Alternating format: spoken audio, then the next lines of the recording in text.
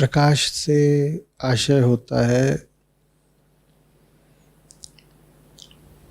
वस्तुओं का संज्ञान। प्रकाश न हो तो आँखें किसी भी वस्तु का संज्ञान नहीं ले सकती, और जब प्रकाश होता है तो प्रकाश स्वयं नहीं देखा जाता, प्रकाश में वस्तु देखी जाती है। तो जैसे हम हैं, हमारे लिए वस्तु तभी है जब प्रकाश है। अभी मैं नेत्रों के सीमित संदर्भ में बात कर रहा हूँ। आँखों के लिए संसार सिर्फ तभी है जब रोशनी है। रोशनी नहीं है तो कम से कम आँखों के लिए संसार नहीं है। हाथों के लिए हो सकता है, शायद आप छू सकते हो किसी चीज़ को, आँखों के लिए कुछ नहीं है। तो प्रकाश क्या है? प्रकाश सूचक है वस्तु का। प्रकाश माने वस्तु और वस्तु माने संसार। तो जहाँ प्रकाशित इकाइयों की बात हो रही है, जैसे चंद्र, सूरज, अग्नि, बिजलियाँ, तो क्या उनसे आशय हुआ? संसार। दोहराता हूँ, जब आप प्रकाश की बात करते हैं तो संदर्भ आँखों का होता है ना, कान का तो होता नहीं। कान के लिए तो प्रकाश की कोई महत्ता नहीं। आँखों के लिए प्रकाश क्या है? आँखों के लिए प्रकाश अपने आप में स्वाधीन रूप से कोई महत्वपूर्ण चीज नहीं हो सकती, क्योंकि प्रकाश स्वयं देखा नहीं जा सकता। प्रकाश एक माहौल है, प्रकाश एक माध्यम है जिसमें चीजें देखी जाती हैं। जब प्रकाश किसी वस्तु पर पड़ता है तो उस वस्तु से टकराकर आपकी आंखों पर आता है, फिर वो आपकी आंखों से भी टकराता है। पहले वो किससे टकराया? जिस चीज पर पड़ा। उस चीज से टकराने के बाद वो किससे टकराया? आपकी आंखों के पर्दे से टकराया। इस तरह से प्रकाश उस चीज और आपकी आंखों के बीच का पुल बन गया। तो प्रकाश की अपने आप में कोई महत्ता नहीं है, उसकी महत्ता यही है कि प्रकाश पुल बनकर उस चीज को आप तक ले आया। तो महत्ता फिर किसकी हुई? उस चीज की। प्रकाश तो माध्यम मात्र है। प्रकाश माध्यम मात्र है संसार को आंखों तक लाने का। तो जब कहा जाता है प्रकाश, तो आशय संसार से है, क्योंकि प्रकाश माने वस्तु, जिस वस्तु पर प्रकाश पड़कर आप तक आ रहा है, और वस्तु माने संसार। वस्तुओं के समूह को ही संसार कहते हैं। ये जितनी चीजें हैं जो चेतना का विषय है, इनमें परमात्मा नहीं समाया हुआ है।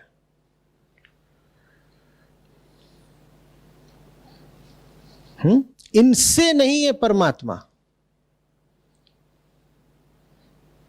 न तो ये परमात्मा को घेरे हुए हैं और न ही इनसे परमात्मा का उद्भव है, बल्कि उल्टी बात है। परमात्मा है तो ये चीजें हैं। अब इसमें जो समीकरण है उसको थोड़ा और आगे ले जाएंगे। देखिए, उपनिषद बहुत साफ सुथरे ग्रंथ हैं। कल्पना के लिए, अनुमान के लिए, तीर तुक्केबाजी के लिए इनमें कोई जगह नहीं है। गणितीय हैं, बहुत सत्यनिष्ठ हैं, बड़े ईमानदार हैं। तो हमने कहा था प्रकाश को जानो वस्तु, और हमने कहा वस्तु को जानो संसार। अब उसी को एक कड़ी और आगे बढ़ाइए। अगली कड़ी में कहिए संसार को जानो संसारी। क्योंकि संसार किसके लिए है? जो उसको देख रहा है, जो उसको देख रहा है। और संसारी, हम जब कहते हैं कि संसार को देख रहा है, तो वास्तव में हम संसारी की चेतना की बात कर रहे हैं। आपका नाखून थोड़े ही संसार को देखता है। और जब आपकी चेतना सुप्त पड़ जाती है तो आपको संसार प्रतीत होता है क्या? आपकी चेतना तो प्रकाश से आशय हुआ वस्तु, वस्तु से आशय हुआ संसार, और संसार से आशय हुआ संसारी, और संसारी से आशय हुआ चेतना। समझ में आ रही बात? तुम्हारी चेतना में नहीं है सत्य, लेकिन सत्य के होने से तुम्हारी चेतना है। कबीर साहब ने कई शताब्दियों बाद क्या कहा कि चांद सूरज वहां पवन न पानी, को संदेश पहुंचावे, नैहरवा हमको न भावे। बिल्कुल वही बात है ना जो उपनिषद के ऋषि कह रहे हैं। और ऋषियों ने तो प्रकाश भर की बात करी थी, कबीर साहब ने उसमें और इंद्रियों को भी जोड़ दिया। ना पवन है ना पानी है, तो 2 इंद्रियां और जोड़ दी। कौन सी 2 इंद्रियां? पवन और पानी का संबंध किन किन इंद्रियों से है? नाक और त्वचा, और तुम जिह्वा भी उसमें जोड़ सकते हो, बल्कि 3 इंद्रियां जोड़ दी। सभी इंद्रियों का विषय क्या है? सब इंद्रियों का विषय क्या है? संसार। तो जब कहा जाए कि वहां पर ये सब वस्तुएं नहीं है, तो वास्तव में ये कहा जा रहा है कि वहां पर संसार नहीं है, माने संसारी नहीं है, माने संसारी की चेतना नहीं है, माने तुम्हारी चेतना का, जैसी तुम्हारी चेतना होती है वहां कोई प्रवेश नहीं है। तुम्हारी चेतना जैसी अभी है वहां प्रवेश नहीं कर पाएगी, लेकिन तुम्हारी चेतना का उद्गम, तुम्हारी चेतना का स्रोत वही है। आपको 2 बातें बताई जा रही, बहुत करीब है आपसे और बहुत दूर भी है। आप जैसे हैं आपसे बहुत दूर है, आप प्रवेश नहीं कर पाएंगे, लेकिन बहुत निकट है आपकी, क्योंकि आप जैसे हैं आप हैं उसी से। आप जैसे हैं आप उस तक पहुंच नहीं सकते, तो बहुत दूर हो गया, बहुत दूर हो गया। तद दूरे तदवंत के उपनिषद कहते हैं। क्या मतलब है इसका? बहुत पास है, बहुत दूर है। आपकी चेतना वहां तक नहीं पहुंच पाएगी, आपके विचारों में वो नहीं समाएगा। संसार में उसको ढूंढेंगे कि सत्य है कहीं पर, परमात्मा है कहीं पर, कुछ नहीं मिलने वाला। अपने आप को मूर्ख न बनाए। लेकिन फिर भी आप ये नहीं कह सकते कि वो चीज अप्राप्य है। शिकायत करने की कोई सुविधा नहीं है आपको कि हम क्या करें, उसे पाने का कोई तरीका नहीं, क्योंकि उसे पाने का कोई तरीका नहीं तो आप कहां से आ गए? ये जो आपकी हलचल है, ये जो आपकी गति है, ये जो सुबह शाम की बेचैनी है, ये जो पल पल की धड़कन है, ये कहां से आ गई और किसके लिए, अगर उसको पाने का, छूने का कोई तरीका नहीं है। लेकिन थोड़ी विनम्रता रखिए, आप जैसे हैं आपको नहीं मिलेगा, इन हाथों में नहीं समाएगा।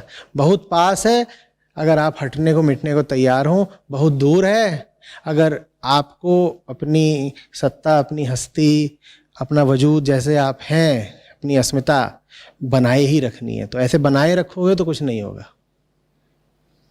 सारी समस्या हमारी वही है ना, हम कलपते रहते हैं, परेशान होते रहते हैं, बेहतरी चाहिए, सुख चाहिए, लेकिन जैसे बने हुए हैं वैसा रहते हुए चाहिए। ये तो कोई कहता ही नहीं कि उसे दुख चाहिए, लेकिन दुख मिलता सबको है। क्यों मिलता है? क्योंकि दुख आपको दुखी रहते हुए हटाना है। कह रहे दुख हटाना है, पर जो दुखी है उसको बचाना है। सुख चाहिए,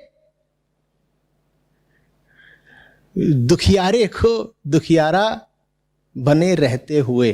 कैसे मिलेगा बताओ? बोलो।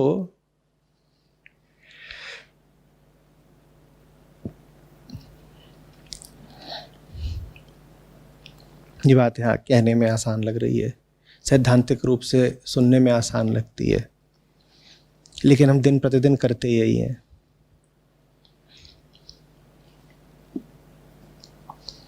हम अपनी चेतना, अपनी वर्तमान स्थिति पर इतना भरोसा करते हैं, इतना नाज है हमें अपने ऊपर, इतना आत्मविश्वास है कि हम कहते हैं ऐसे ही रहते रहते हमारी आंतरिक प्रगति हो जाएगी या हो सकती है, हम कोशिश करेंगे, हमें भरोसा पूरा है, और वो होती नहीं।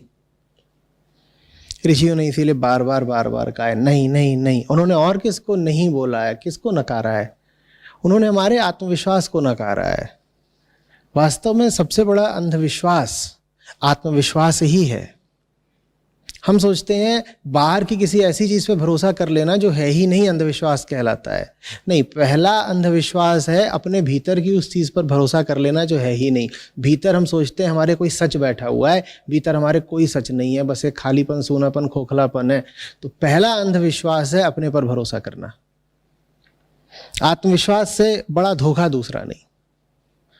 अंधविश्वास कहा भी मत करा करो, आत्मविश्वास कहा करो, क्योंकि जो आदमी बाहर की किसी चीज पर भी अंधविश्वास कर रहा है उसे अपने विश्वास पर बड़ा आत्मविश्वास है ना। मुझे भरोसा है कि बाहर की जिस चीज पर मैं भरोसा कर रहा हूं वो चीज ठीक है। तो ले देकर उसने भरोसा किस पर किया है, बाहर की चीज पर या खुद पर? तो जब आप खुद पर भरोसा करते हैं तब तो आप आत्मविश्वासी हैं ही। जब आप बाहर की भी किसी चीज पर भरोसा करते हैं तब भी आप आत्मविश्वासी ही हो रहे हैं। तो बाहर की चीज पर अगर आप अंधविश्वास कर रहे हैं तो वो भी है आत्मविश्वास का ही एक प्रकार। समझ में आ रही है बात? और ऋषियों की लगातार कोशिश है उस झूठे आंतरिक अंधविश्वास को तोड़ें। कुछ भी हो जाए तोड़ो इसको, क्योंकि वही आपको रोके हुए है।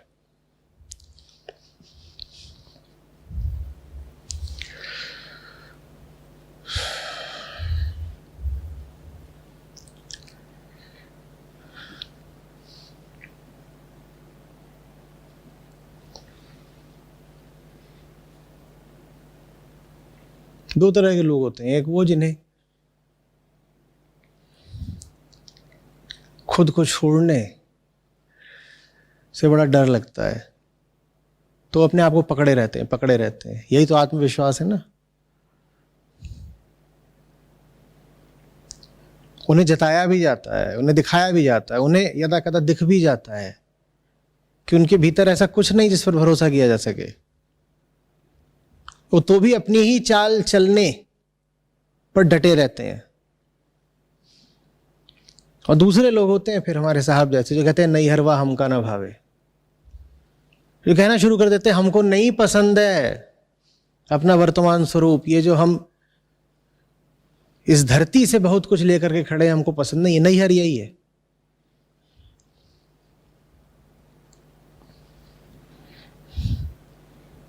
हमका ना भावे, नकार देख रहे हो? वो कह रहे हैं हमें, हम पसंद नहीं है। हम माने कौन सा हम? जो अहम है वो हमें पसंद नहीं है। नहीं हरवा माने अहम।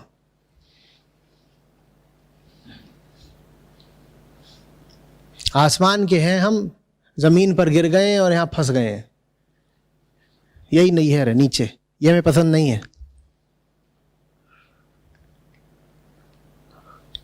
असली घर हमारा वहां है। और फिर अपने घर का वर्णन करते हैं, जी हम अपने घर का क्या बताएं, वहां कोई आवे ना जावे। तो ये दो तरह के लोग हुए। एक जो इसको ही अपना घर मान बैठे हैं, क्या बताएं, उन्हें जलती हुई चिताएं भी कुछ होश नहीं दिला पाती। तुम इसे अपना घर मान बैठे हो।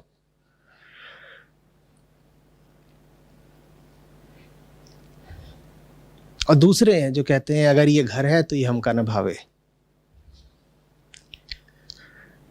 संसार नहीं भाए, ये बात की बात है।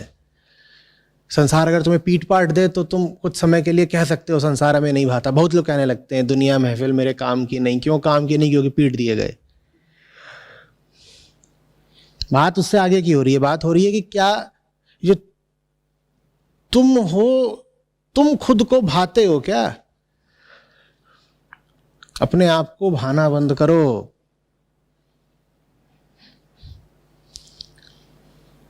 अपनी पार्थिव हस्ती के प्रति एक वैराग्य का भाव होना चाहिए। और तुम में जो वृत्ति है अपनी पार्थिवता से ही लिप्त रहने की, उसके प्रति तुम में जरा सी घृणा भी होनी चाहिए। तुम अनासक्त हो सको, विरक्त हो सको, साक्षी ही हो सको, उसके पहले तुम्हें जरा सी घिन आनी चाहिए। घिन में भी थोड़ी आसक्ति होती है, लेकिन वो जरूरी होती है लिप्सा को काटने के लिए।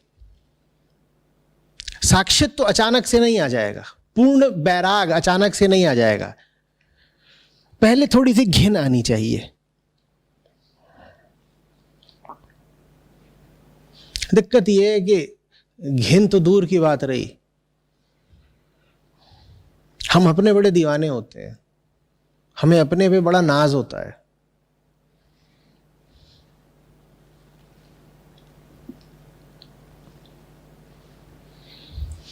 ऋषि समझा रहे हैं, क्यों इतना नाज कर रहे हो अपने आप पे? हमारे हाथ बहुत गंदे हैं, इनमें कोई साफ चीज नहीं आने वाली। तुम्हारे चांद सूरज भी बहुत बहुत मैले हैं, इनका प्रकाश बहुत क्षीण है, ये भी तुम्हें राह नहीं दिखा पाएंगे। तुम्हारी दुनिया में ऐसा कुछ नहीं है जो अंततः तुम्हारे काम आ पाएगा।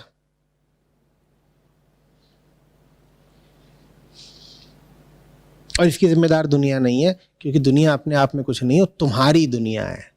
अपने पर इतना भरोसा, इतना विश्वास करना बंद करो।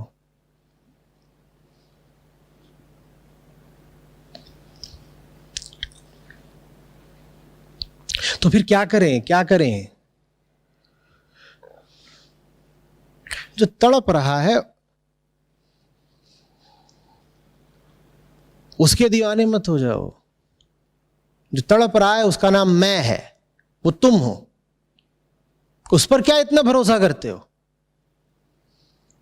क्या इतनी अदाएं अटखेलियां दिखाते हो? जिसके लिए वो तड़प रहा है तो उसके दीवाने हो जाओ।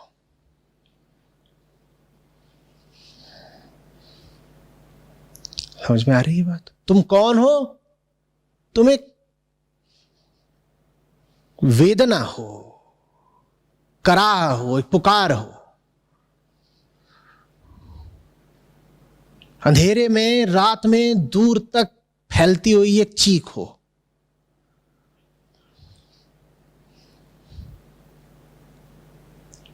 चीखने वाले के क्या तुम इतने प्रशंसक हुए जाते हो? देखो कि वो किसको पुकार रहा है, देखो कि उसकी चीख पर किसका नाम खुदा है। कुछ उसकी भी बात करोगे? ऋषि कह रहे हैं, जिसके लिए हो तुम उसको याद करो। अपने आप को क्या दिन भर याद करते रहते हो? मैं मैं मैं मैं मैं मैं मैं।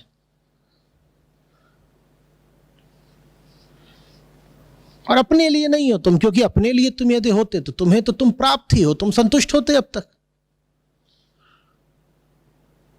तुम ही अगर बहुत बड़ी चीज होते तो तुम इतने असंतुष्ट क्यों होते? बताओ ना। क्योंकि तुम तो मिले हुए हो ना, तुम्हें और कुछ मिला हो चाहे ना मिला हो, तुम तो प्राप्त हो। और उसके बाद भी दिन भर का ताप है, अतृप्ति है, भूख है, अज्ञान है, छटपटाहट। तो तुम में तो ऐसी कोई बहुत बड़ी चीज नहीं, ऐसी कोई होशियारी नहीं, ऐसी खूबसूरती कुछ नहीं। लेकिन है कुछ जिसकी खातिर तुम्हारी कराहा है। उसको याद करो, उसका नाम लो और बाकी सब नामों को जरा पीछे रखो।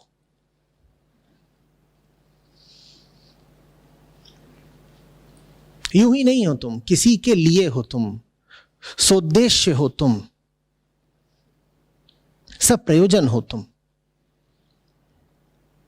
निश्चित सी बात है कि अगर तुम किसी उद्देश्य के लिए हो तो उद्देश्य तुमसे बड़ा है ना, क्योंकि तुम्हारी हस्ती उसी के लिए है। तुम छोटे हुए, वो बड़ा हुआ। जो बड़ा है, प्रकट सी बात है, उसको ज्यादा महत्व दोगे, उसको याद रखोगे ना। बोलो,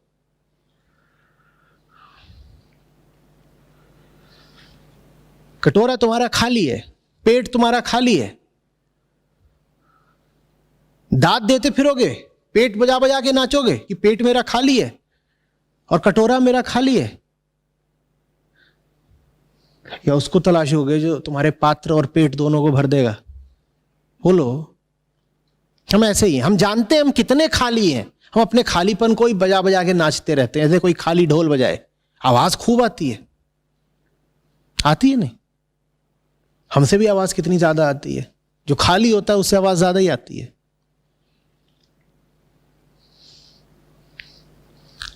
और उसको बजाते बजाते हम भूल ही गए हैं कि पैदा हुए हैं उसको भरने के लिए। जो उसको भरेगा वही हमारे होने की सार्थकता है, प्रयोजन है, उसको याद रखना है। समझ में आ रही बात? वो हमसे बड़ा है, वो हमसे आगे का है, हम जैसे हैं उससे बहुत छोटे हैं, इसीलिए वो हमें नहीं समाएगा। इसी बात को बार बार ऋषि कहते हैं कि नहीं, तुम्हारा प्रकाश उस तक नहीं पहुंच पाएगा, तुम्हारे दिन रात उस तक नहीं पहुंच पाएंगे, तुम्हारे विचार, तुम्हारे ख्वाब, तुम्हारी कल्पनाएं उस तक नहीं पहुंच पाएंगी, तुम्हारा दर्शन उस तक नहीं पहुंच पाएगा, तुम्हारा गणित, तुम्हारा तर्क उस तक नहीं पहुंच पाएगा, क्योंकि तुम्हारा जो कुछ है बहुत छोटा है। छोटा है इसीलिए वो मांग करता है विराट होने की। छोटे को विराट होना है, तुम्हारा काम है छोटे को विराट होने का मौका देना, या तुम्हारा काम है कि छोटे के छुटपन का ही उत्सव मनाना कि देखो कितना छोटा है, कितना छोटा है, आओ गीत गाएं। तुम गीत गा भी लोगे तो भी छोटा तो परेशान ही रहेगा, क्योंकि छोटा होना उसका स्वभाव नहीं है ना। वो तलाश रहा है बड़प्पन को, वो तलाश रहा है वैराट्य को। वो बार बार कह रहा है कि मुझे बड़ा चाहिए, और तुम कह रहे हो ना ना तू कितना छोटा है, कितना प्यारा है, उलू लुलू लुलू, तुझे चुम्मी ले लूं। ऐसा हमारा जीवन है। जैसे तो कोई भिखारी मिल गया हो 10 दिन का भूखा, और तुम कलाकार आदमी, तुम कहो आहा हा क्या भिखारी मिला है, आओ इसकी तस्वीर बनाए, चित्रोत्सव करेंगे।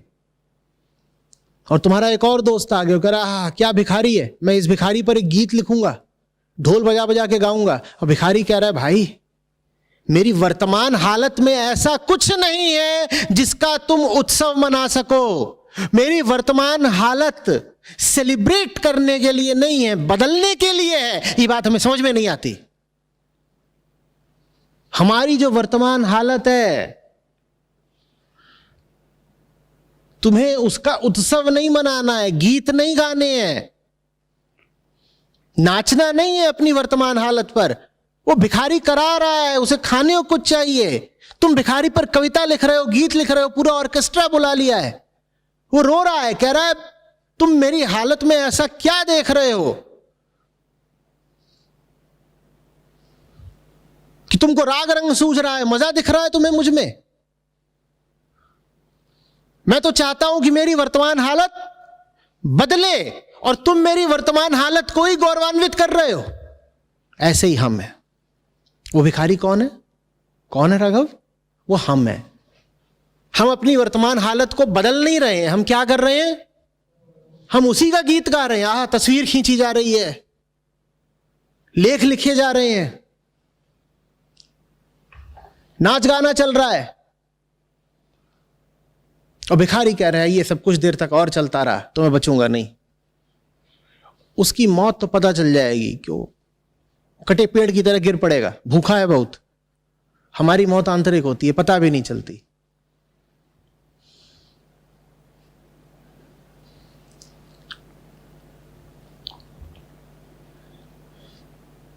आ रही बात समझ में? यहां कुछ ऐसा नहीं है जो पूर्ण हो, यहां कुछ ऐसा नहीं है तुम जिसके प्रशंसक बन जाओ, मुरीद बन जाओ, जिसको लेकर के तुम्हारे भीतर से गीत सरिता उमड़ने लगे। यहां कुछ ऐसा नहीं है। यहां तो जो कुछ है वो एक भूख के जैसा है। यहाँ तो जो कुछ है वो एक तलाश के जैसा है, जो कुछ है एक पुकार के जैसा है। उसे पूर्णता दो, उसे प्राप्ति दो, उसे तृप्ति दो। वही फिर नाचना गाना है, वही असली राग है, उसी में रंग है, वही उत्सव है।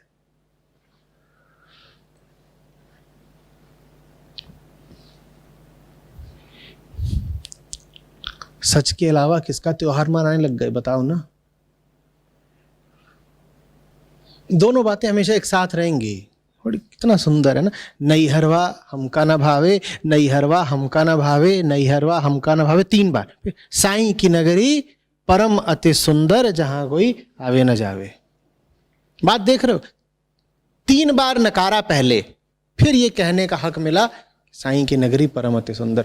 शुरुआत तो वहां से करोगे ना जहां फंसे हुए हो। यहां नकारो तो पहले, नैहरवा हमका न भावे, न भावे, न भावे, फिर साईं की नगरी परम अति सुंदर। कुछ लोग ऐसे होते हैं जिन्हें साईं की नगरी से कोई मतलब ही नहीं। कुछ ऐसे होते हैं जो कहते हैं उन्हें साईं की नगरी से मतलब तो है, पर नैहरवा भी ठीक है। ये दोनों ही खुद को मूर्ख बना रहे हैं।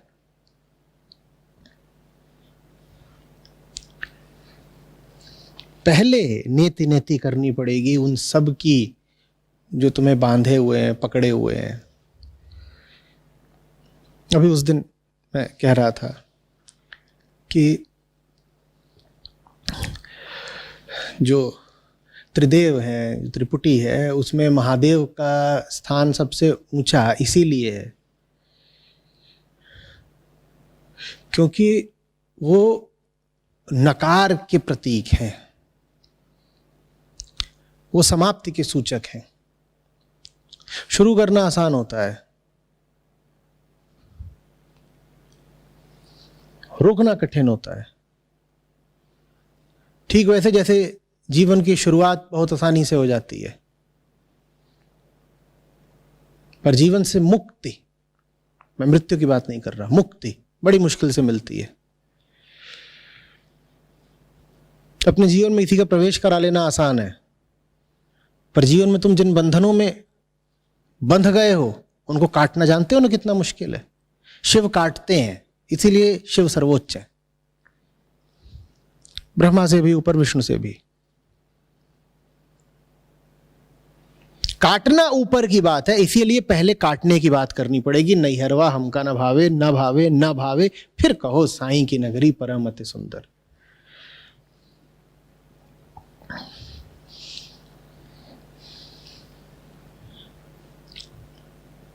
जीसस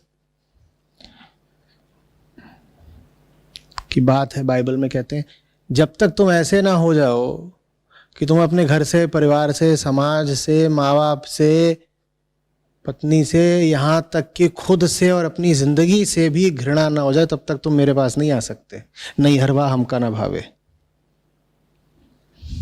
आना ही मत मेरे पास जब तक तुम्हें अपने बारे में सब कुछ घृणास्पद ना लगता हो। जिनको अभी अपने ऊपर बड़ा विश्वास है, जो अभी खुद को देख देख के इतराते हो, जो अपने आप को बड़ा रूपवान या गुणवान समझते हो, उनको अभी भ्रम की चक्की मुबारक, पिसते रहो। आचार्य जी, एक प्रश्नकर्ता ने पूछा है कि उस भूख की तृप्ति कैसे करें। वो भूख कैसे पैदा होती है, प्रक्रिया समझना बहुत जरूरी है। ध्यान से सुनिएगा जिन्होंने भी पूछा। वो भूख पैदा होती है गलत चीजें खा खा के। जो हमारी सामान्य भूख होती है पेट की, वो होती है इसलिए क्योंकि हमें सही चीज मिली नहीं। तो तुम्हें कुछ खाना है, फल, सब्जी, तरकारी, तुम्हें उसकी भूख है, तुम्हें रोटी चाहिए, भूख है। तो इस भूख की प्रकृति क्या है जो हमें सामान्यतया लगती है, जो शारीरिक भूख है, कि कुछ चाहिए था जो मिला नहीं, इसलिए भूख है। यहां जिस भूख की बात हो रही है उसकी प्रकृति बिल्कुल दूसरी है। वो भूख इसलिए है क्योंकि तुम्हें कुछ चाहिए नहीं था, पर तुमने उलझलूल अंडबंड बहुत सारा खा लिया। शरीर की जो भूख है वो इच्छित वस्तु या आवश्यक वस्तु के प्राप्त न होने से लगती है। कुछ कमी है तो भूख है, ये शारीरिक भूख की प्रकृति है। क्या? कुछ कमी है तो भूख है। अच्छे समझो, कुछ कमी है तो भूख है। आंतरिक भूख की प्रकृति बिल्कुल उल्टी है। वहां की क्या प्रकृति है? कुछ अधिक है इसलिए भूख है। कुछ तुमने ऐसा ले लिया जो तुम्हें नहीं लेना चाहिए था, कुछ अनावश्यक पकड़ लिया है तुमने, इसलिए तुम्हें भूख लगी हुई है। शरीर की भूख कहती है कुछ कमी है, और मन की भूख कहती है कुछ अधिक है, कुछ अतिरिक्त है, कुछ अनावश्यक है। तो अब बताओ भूख मिटाएं कैसे? भीतर वाली शरीर की भूख कैसे मिटाएंगे? कुछ खा के, क्योंकि कमी है। शरीर की भूख क्या बोलती है? कुछ कमी है। तो उसे मिटाने के लिए क्या करना पड़ेगा? कुछ लेना पड़ेगा, अंदर कुछ जोड़ना पड़ेगा, स्वयं में कुछ स्वयं में जोड़ना पड़ेगा, किसी चीज का सेवन करना पड़ेगा। मन की भूख बोलती है कि भूख इसलिए लगी है क्योंकि कुछ अतिरिक्त है। तो वो भूख कैसे मिटेगी? फिर त्यागना पड़ेगा, त्याग। ये बात हमें समझ में नहीं आती, क्योंकि हमें तो जब भी कुछ परेशानी हुई है तो परेशानी हमने दूर करी है किसी चीज को अपने में जोड़ के ही। गरीबी है, अपने आप में पैसा जोड़ो। भूख लगी है, अपने आप में भोजन जोड़ो। अकेलापन है, अपने आप में व्यक्ति जोड़ो। अज्ञानी हो, अनाड़ी हो, अपने आप में ज्ञान जोड़ो। है ना? हमारा ऐसे ही चला है ना, यही हमारा अनुभव है। तो भीतर भी जब वो खलिश उठती है, बेचैनी, सूनापन, तो अपने पुराने अनुभव पर चलते हुए हम क्या सोचते हैं कि इसमें भी हमें कुछ जोड़ देना है तो ये मिट जाएगा। नहीं, वो जोड़ने से नहीं मिटेगा, उसकी प्रकृति बिल्कुल विपरीत है, वो त्यागने से मिटेगा। तुम्हें वमन करना पड़ेगा। तुमने कुछ व्यर्थ का खा लिया, उल्टी करो, त्यागो, छोड़ो। उल्टी करने में हमें डर लगता है, कहते हैं अभी तक चीज अपनी थी, पेट में थी, उलट देंगे तो नुकसान ना हो जाए। तो तुम एक काम करो, तुम एक थैले में उलट लो, और वो थैला सर पे बांध लो, लेकिन उलट लो भाई। होते हैं कुछ ऐसे भी सूरमा, कहते बताओ यार 200 ग्राम अपनी चीज है, बाहर कैसे छोड़ दें किसी के लिए? हीरे मोती हैं, हम बाहर छोड़ देंगे, कोई चुरा ले गया तो? अभी तो अपना है ना, पेट के अंदर है।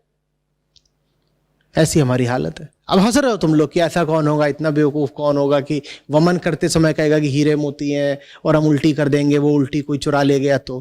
पर यही तो हम करते हैं ना आंतरिक तौर पे। जो चीज त्यागने लायक है उसको पकड़ के बैठे हुए हैं कि हीरे मोती है, हीरे मोती है। उसको फेंकना होता है बाहर, फेंको, वमन करो। तुमने कुछ ऐसा ले लिया है जो तुम्हें लेना नहीं था। पूर्ण से अपूर्ण जानते हो ना कैसे बनते हैं? कुछ घटा के नहीं, कुछ जोड़ के।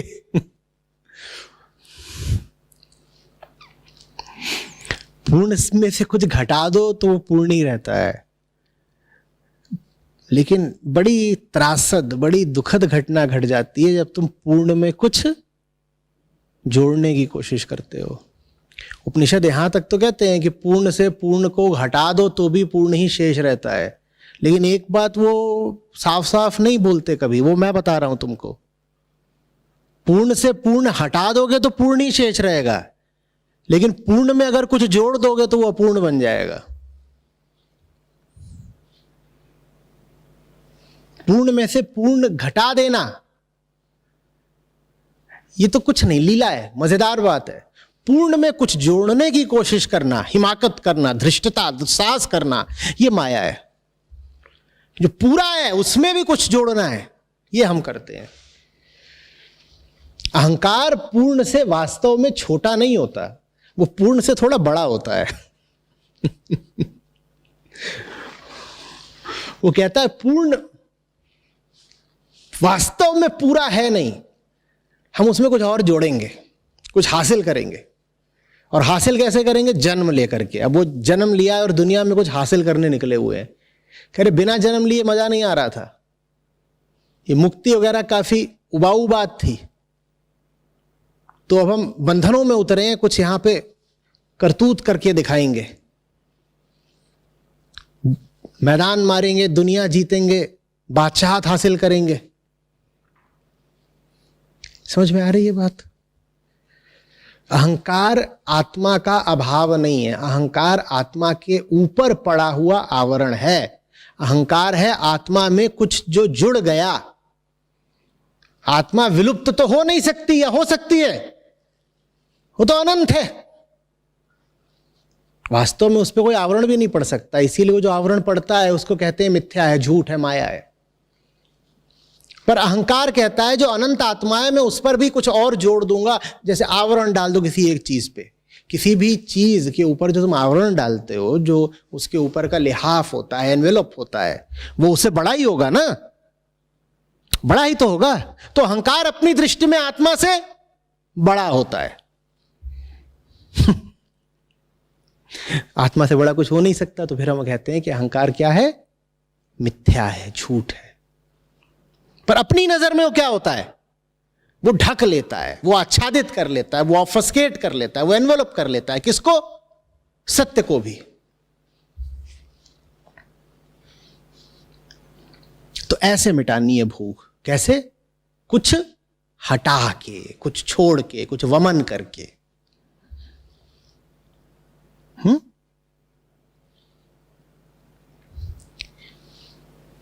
किसका है अभी याद नहीं आ रहा, पर कहा था अभी, खोजोगे तो मिल जाएगा, कि सिन की परिभाषा थी कि जो अनावश्यक है, जो अतिरिक्त है, वही सिन है। गुरुजी बस यही है, बिल्कुल औपनिषदिक बात कही है। तुम तो पूरे ही पूरे हो, कुछ नहीं भी हो तो भी पूरे हो। ये जो तुमने जबरदस्ती चीजें पकड़ रखी है ना, यही तुम्हें अधूरा बनाए हुए हैं। तो फिर क्यों कहते हैं आपकी सप्रयोजन जिंदगी जिए? इसलिए कि बेटा तुमने जो अनावश्यक चीजें पकड़ ली हैं, उनको तुम यूं ही नहीं छोड़ पाओगे। उन्हें छोड़ने के लिए भी तुम्हें कुछ और चीजें चाहिए। सही चीजें पकड़ना, ताकि जो गलत चीजें पकड़ रखी हैं वो छूट जाएं, ये साधना है। और ये साधना तलवार की धार जैसी है, क्योंकि और ज्यादा चीजें पकड़ने को तो मातुर है ही, और साधना भी कहती है कि कुछ नया पकड़ो ताकि पुराना छूट सके। तो जो नया पकड़ना है बड़ी सावधानी के साथ पकड़ना होता है।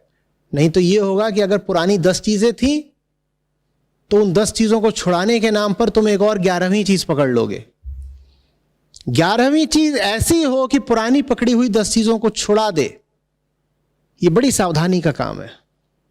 इसीलिए हर ग्रंथ शास्त्र नहीं होता, और हर शास्त्र उपनिषद नहीं होता। हर किताब में वो दम नहीं है कि पिछली सब किताबों ने तुम्हारे दिमाग पर जो अत्याचार करा है उसकी दवा कर दे तुम। नहीं हो पाता। बहुत सावधानी से किसी एक शास्त्र का, एक औषधि का चयन करना पड़ता है। यही साधना है। सही चयन करो, और फिर जो चुना है सही, उसको ऐसे मुट्ठी भींच के पकड़ लो कि कुछ भी हो जाए इसको छोड़ेंगे नहीं, जान चली जाए भले। इसी में आचार्य जी कई बार प्रश्न आया, पहले भी लोगों से जिनसे बातचीत होती है, कि कोई व्यक्ति अगर जीवन में आ गया है उसको नहीं त्यागा जाता, और जो पता है कि जीवन खराब भी जा रहा है, इसके साथ समय खराब जा रहा है। नहीं, व्यक्ति नहीं त्यागा जाता। मैं इस बात को थोड़ा विस्तार में समझना चाहूंगा। व्यक्ति को त्यागने का मतलब क्या होता है? तुमने कोई व्यक्ति पकड़ रखा है, इस बात का क्या अर्थ है? जब तुम कहते हो कि मैंने जीवन में कोई व्यक्ति पकड़ रखा है, इसका क्या अर्थ है? क्योंकि इसी से संबंधित ये बात है कि मुझे कोई व्यक्ति त्यागना है। त्यागना तो पीछे होगा, पहले ही बताओ पकड़ रखा है, इससे आशय क्या है तुम्हारा? कैसे हाथ से पकड़ रखा है? कैसे पकड़ रखा है?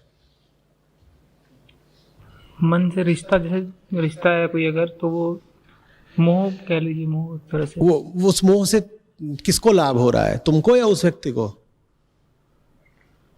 लाभ तो पारस्परिक है, दोनों को ही है एक तरह से लाभ। तुम्हारे मोह से उसको लाभ होता है वाकई? नहीं, मोह से नहीं।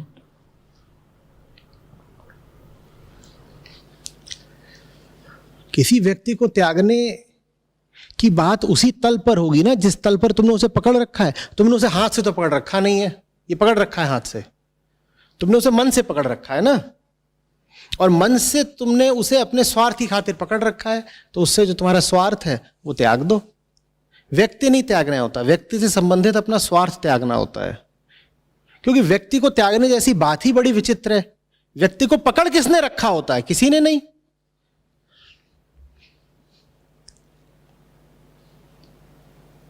जो तुमने उससे अपना स्वार्थ पकड़ा हुआ है ना, उसको छोड़ दो।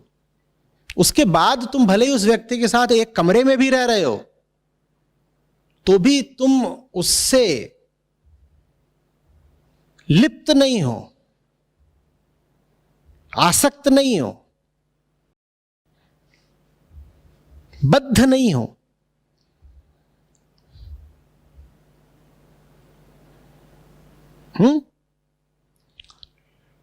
और अगर तुम्हारा उससे मन से स्वार्थ का रिश्ता है, तो हो सकता है तुम भारत में हो, वो अमेरिका में है, तो भी तुमने उसको अपनी पूरी हस्ती से जकड़ रखा है। व्यक्ति को त्यागने का मतलब ये कतई नहीं होता है कि तुम उसके घर से निकल जाओ या उसे अपने घर से निकाल दो, ऐसा ये नहीं होता। मतलब उससे जो भी तुमने अपना स्वार्थ बैठाया है, उस स्वार्थ की व्यर्थता को जान लो, छोड़ दो, बस यही है मुक्ति।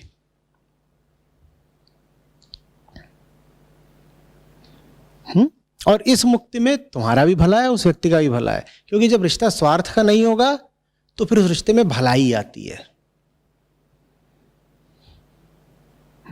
और जब तक रिश्ते में स्वार्थ होता है, तुम उस स्वार्थ को कोई और नाम दे लो, भले तुम कह दो जिम्मेदारी कह लो, मोह कह लो, विवशता कह लो, आदत कह लो, लेकिन ये जितने भी नाम हैं ये सब कटुता और क्लेश के पर्यायवाची हैं। किसका भला होता है कटुता से और क्लेश से?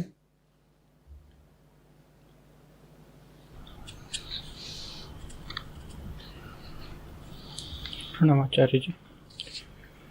तो ये जो पूरी प्रक्रिया चल रही है और इसकी अपनी गति, इसका अपना मोमेंटम है, और आपने बताया पिछले सत्र में कि अभ्यास की ज़रूरत पड़ती है, और हमसे ऋषि बार बार कह रहे हैं कि ये चीज़ जान लेने से इससे मुक्ति हो जाती है। तो अभ्यास की ज़रूरत क्या इसलिए पड़ती है क्योंकि जानने में कुछ कमी है? वास्तव में जब तक तुम वही हो जो पहले था, तुम जान सकते ही नहीं। तो जानना और होना बिल्कुल एक बात है और साथ साथ चलते हैं। अगर तुम्हारा दावा है, मान लो अभी हम बात कर रहे हैं और इस सत्र में तुम्हारा दावा है कि हमने जो कुछ बातें करी तुमने जान ली, अगर तुमने जान ली है तो तुम यहां से वही नहीं निकल सकते जो यहां पर आए थे। तो फिर तुम्हें अपने दावे को पुष्ट करने के लिए, सत्यापित करने के लिए बिल्कुल दूसरा इंसान हो जाना पड़ेगा। और अगर दूसरा इंसान नहीं हो पाए तो अभी जान नहीं पाए। तो होना और जानना,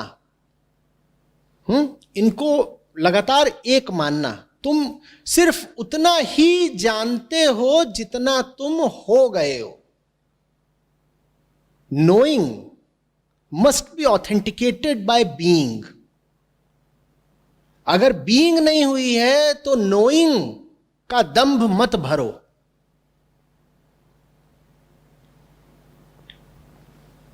इसलिए अभ्यास चाहिए।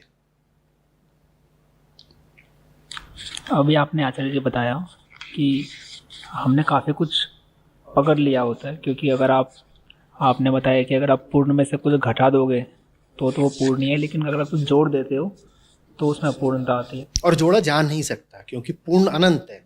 तुम अनंत में कुछ जोड़ सकते नहीं हो, लेकिन अहंकार तो पगला है। तो उसको मिथ्या ही ये गुमान रहता है कि वो पूर्ण माने अनंत माने इन्फिनिटी में भी कुछ जोड़ सकता है, और वो ऐसा कर भी डालता है। उसके कर डालने का सबूत हम लोग हैं। तो आचार्य जी ये बात सुनने में तो सही लगती है, लेकिन आपने कहा कि आप उसको छोड़ दो, तो हमने ऐसा क्या पकड़ रखा है जिसको हम छोड़ दें? आपने कहा कि आप जो आपने जो पकड़ रखा है। तुमने सवाल पूछा, ये सवाल कहाँ से आया? ये सवाल इससे आया कि आपने बोला लगा कि अच्छा हमने कुछ पकड़ रखे क्योंकि अंदर से कुछ बेचैनी तो है, और आपने बोला कि बेचैनी पूर्ण में तो हो नहीं सकती। तो ये अपूर्ण में सवाल होती है। तुम्हारे पास था तभी आया ना, तो इसे छोड़ दो। जैसे तुमने पूछा ना हम कैसे पकड़ते हैं, जहां जैसे अभी सवाल पूछा वैसे पकड़ते हैं। जो कुछ भी हमें अपना लगता है, जैसे सवाल हमें क्या लग रहा है, अपना लग रहा है, मैं नहीं कह रहा हूं सवाल छोड़ दो। जैसे तुम छोड़ते हो चीजों को, वैसे सवाल को छोड़ नहीं पाओगे। तुम्हारे लिए तो सवाल छोड़ने की विधि यही है कि सवाल को पूछ लो। जब पूछ लोगे तो छूट जाएगा। पर जो तुम्हारा प्रश्न है कि हमने ऐसा पकड़ ही क्या रखा है, तुमने बहुत कुछ पकड़ रखा है, जैसे तुमने ये सवाल पकड़ रखा है। तो अंतःकरण में जो कुछ चल रहा है वही तो वो सब कुछ है तुमने पकड़ रखा है। क्या तुम्हारी जो चेतना है वो सामग्री शून्य है? तुम्हारी कॉन्शियसनेस कंटेंटलेस है क्या? वहां कुछ नहीं है, खोपड़े में चल रही है ना चीजें, वही वो सब कुछ है तुमने पकड़ रखा है, उसी से मुक्ति चाहिए।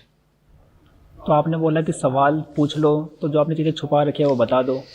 ये जो भी अंदर चल रहा है अपने खोपड़े में, जब तुम कोई चीज प्रकट करते हो, तो अगर उत्तर देने वाला सही है, ईमानदार है, तो वो उस चीज की मूल्यहीनता प्रदर्शित कर देता है। फिर तुम्हारा लालची मन उसे पकड़ेगा नहीं। पहले भी उसने पकड़ क्यों रखी थी? वो चीज बड़ी मूल्यवान लगती थी, तो तुम अपनी तरफ से तो एक हीरे जवाहरात जैसा सवाल निकाल के लाए। लेकिन गुरु अगर ठीक ठाक है थोड़ा, तो तुम्हारे हीरे जैसे सवाल को क्या कर देगा? उसका जवाब नहीं देगा, तुम्हारे हीरे को उठाकर कचरे में फेंक देगा, क्योंकि तुम्हारा सवाल है ही क्या? कचरा। अब एक बार उसने कचरे में फेंक दिया तो तुम उसको दोबारा उठाने जाओगे नहीं, क्योंकि कचरा हो गया। अब वो कचरा हो गया। ऐसे तुम्हें मुक्ति मिल गई अपने प्रश्न से। चीजें जो तुमने पकड़ रखी हो, पकड़ी इसीलिए रखी हो क्योंकि तुम्हें उनमें कुछ दम दिखता है, कुछ जान, कुछ मूल्य दिखता है। गुरु का काम होता है जिन चीजों में तुम्हें मूल्य दिखता है उनको मूल्यहीन साबित कर देना।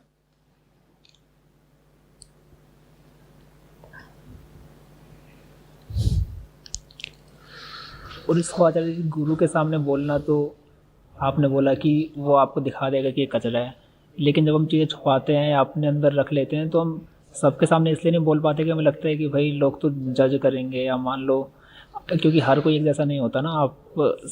आपके सामने चीज़ें बोलना अलग बात है, आप सबके सामने बोलो, इसीलिए हम चीज़ें छुपा लेते हैं अपने अंदर। एक छोटा सा बच्चा है, मुझे जब भी देखता है तो वो मुझे कभी बोलता है बियर। एक कोई इंटरनेट पे सीरीज है माशा एंड द बियर के नाम से, तो उसमें माशा है एक छोटी सी लड़की और बियर है एक बड़ा सा भालू, मोटा। तो मुझे जब भी देखता है तुरंत क्या बोलता है? बियर। तो मुझे तो रोने लगना चाहिए ना, इसने मुझे इतना बुरा जज किया।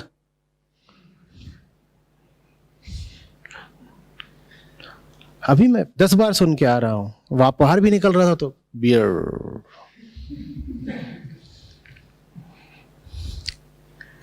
उसको बिल्कुल मैं उस बियर जैसा ही लगता हूं।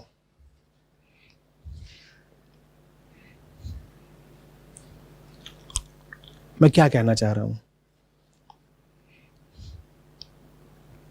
तुम सिर्फ उस सामग्री को ही मूल्य नहीं देते हो तुम्हारे भीतर है, तुम उन सब को भी बहुत मूल्य देते हो। तुम्हारी उस सामग्री को तुम्हारे शब्दों में जज कर रहे हैं।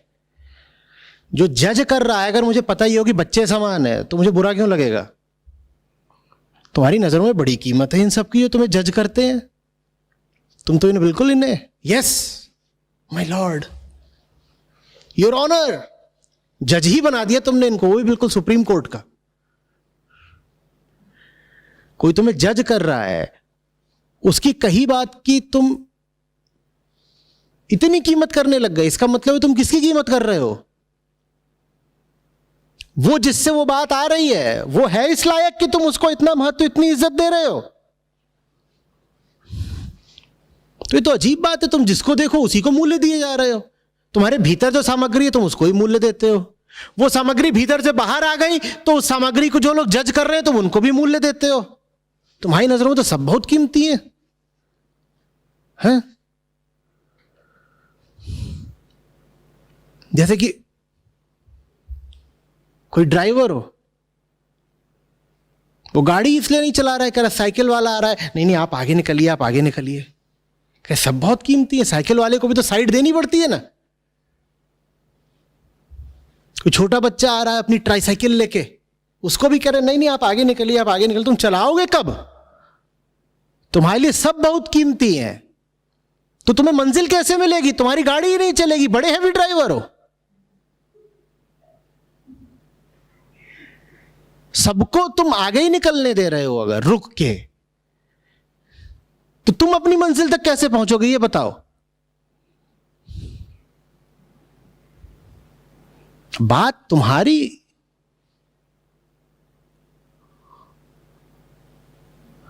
तड़प और तुम्हारी मंजिल के बीच की है ना।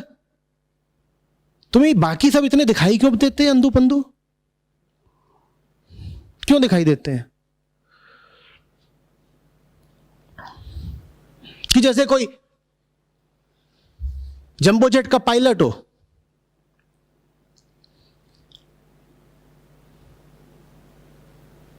वो आ रहा है बंबई से दिल्ली, इंदौर के ऊपर से उड़ रहा है, हवा में उसने रोक दिया। बोलते क्यों रोक दिया?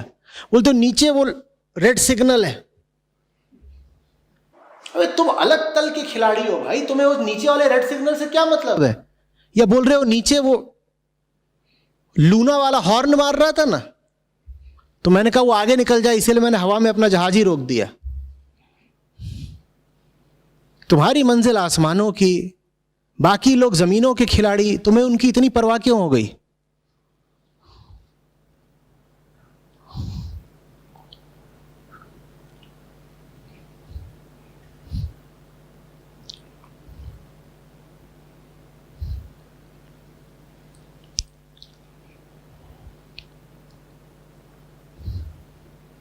डर है, डर, डरे हुए हो।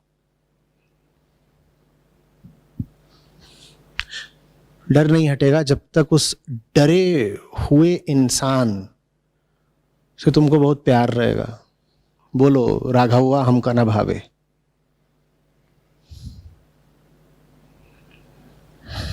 क्योंकि वो तो डरपोक ही है।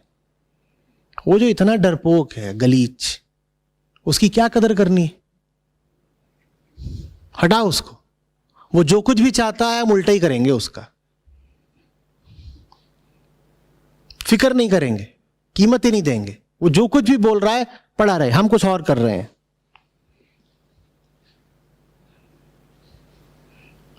सबसे बड़ा अनुशासन और साधना है अपनी न सुनना।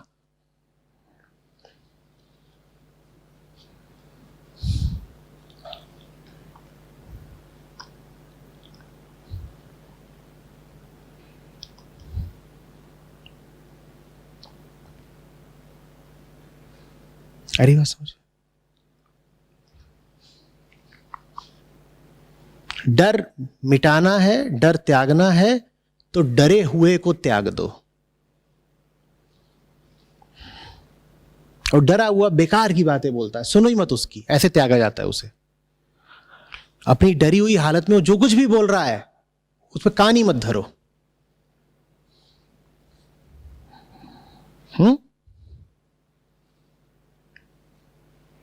बहुत कुछ बोलेगा, देखो सब, तुम उसको नहीं रोक सकते। वो जानते हो ना कहां बैठा है, कहां बैठा है?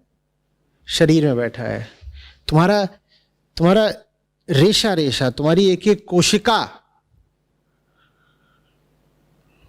के भीतर बैठा हुआ है वो। ये सब तुम्हारे नहीं है, ये सब उसके हैं।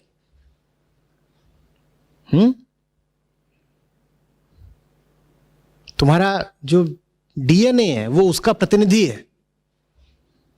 उससे कैसे लड़ लोगे? उसे लड़ नहीं सकते, उसको बस नजरअंदाज कर सकते हो।